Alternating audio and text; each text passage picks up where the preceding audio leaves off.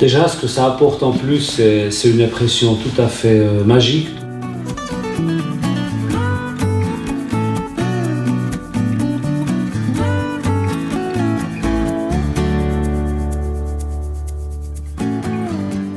C'est vraiment une autre manière de voir le sol, de voir les lumières, de se rendre compte des gens qui habitent partout.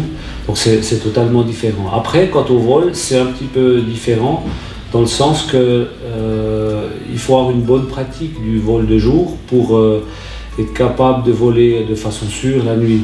Bon, il y a beaucoup de choses qu'on ne voit pas, on voit plein de choses aussi, il y a des choses qui sont plus faciles de nuit que de jour.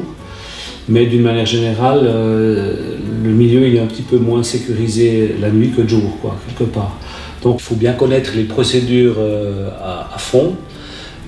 Quand il fait nuit dans l'avion, on ne voit pas les manettes, donc il faut savoir pratiquement par cœur où se trouve chaque bouton. Toutes des choses qui en nuit, de jour posent moins de problèmes, bien sûr, quoi, moins de difficultés.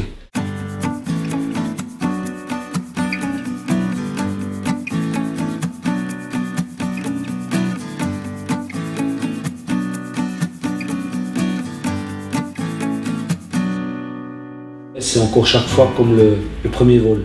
C'est tellement différent du jour, et puis on entre dans un autre monde, un petit peu. C'est comme, je peux imaginer, la plongée sous-marine ou quelque chose de tout à fait nouveau. Donc ce côté un peu magique des lumières qui défilent en dessous de nous, c'est vraiment quelque chose qui est très excitant, je dirais, quelque part. Hein. Ça fait partie d'un champ de liberté qu'on a plus, disons, quand on est sur le sol normal.